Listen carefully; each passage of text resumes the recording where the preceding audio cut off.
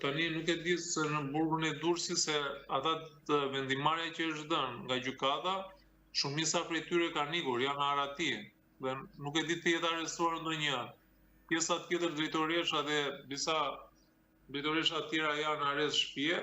Pra një tjetër doli një drejtoresh nga që ishte shtatzan ka marrë detyrim për të paraqitur tek policia gjyqësore dhe për këtë dosje nuk e kam informacionin se ka ndonjë njeri në burg, por përgjithsisht burgu Durrësi për shkak edhe të këtyre ngjarjeve të fundit, pra kemi zotin Velia nga një anë që është diskriminuar, që do thotë polici i ri edhe aty kur e vizitojnë dhe kur i bëjnë le të themi vizitën apo ndërhyrjen kirurgjikale për një rast të pretenduar në vjesht.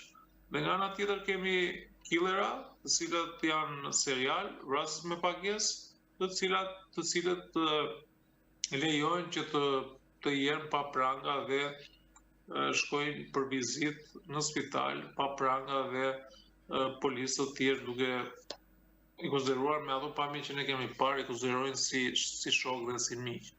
Kështu që këtë mendoj që duhet parë ky dy standardi.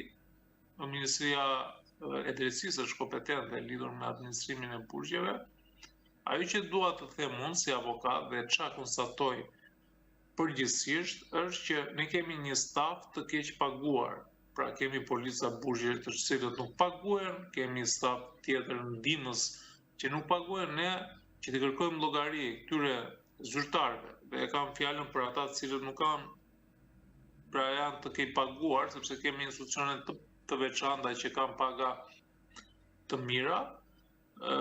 Së pari duhet të kenë një lloj pagese me dinjitet, së dyti duhet të kenë një status të veçantë, dhe së treti shteti gjithmonë duhet kur t'i rrezikohet jeta, kur t'i rrezikohet problemi që ata mund të kenë gjatë ushtrimit të detyrës, duhet të t'i dalin në mbrojtje.